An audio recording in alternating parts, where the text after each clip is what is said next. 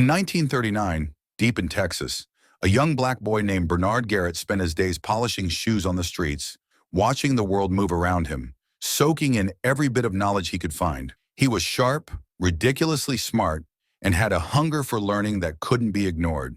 But his education didn't come from books.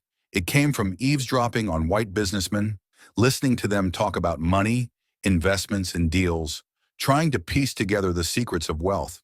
Of course, this was dangerous, and his father warned him time and time again that something as small as listening in could get him killed in a world built against him. But Bernard wasn't backing down. He had a mind for business and wanted to know how white folks made their money. His father knew his son was gifted, but he also knew the truth. Black people didn't have that privilege, no matter how smart they were. Fast forward to 1954, Bernard had grown into a man, married with a son, ready to chase his dreams. He moved to Los Angeles, settling into his wife's uncle's house, trying to figure out his next move. Over dinner, the uncle offered him a job at an aircraft assembly company, saying there was a vacancy, but Bernard had bigger plans. He wanted to make it in real estate, not just clock in and out at some job.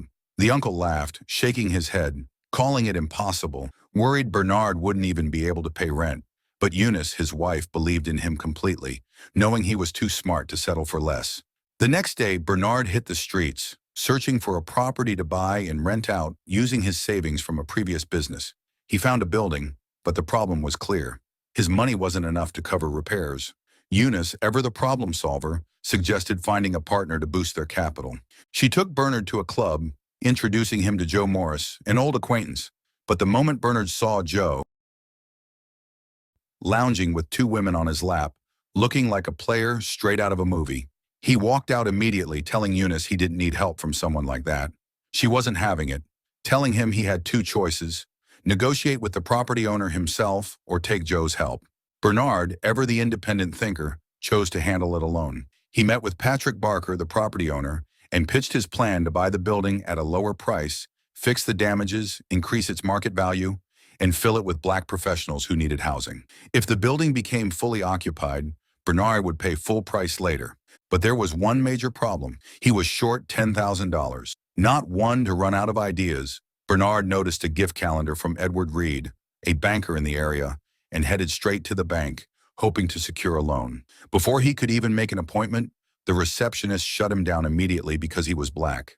Not willing to take no for an answer, Bernard waited outside, watching for Reed to leave. And when he finally caught up with him, he pitched his idea, saying the deal would benefit Barker too. That night back home, Bernard got a call from Barker asking why he used his name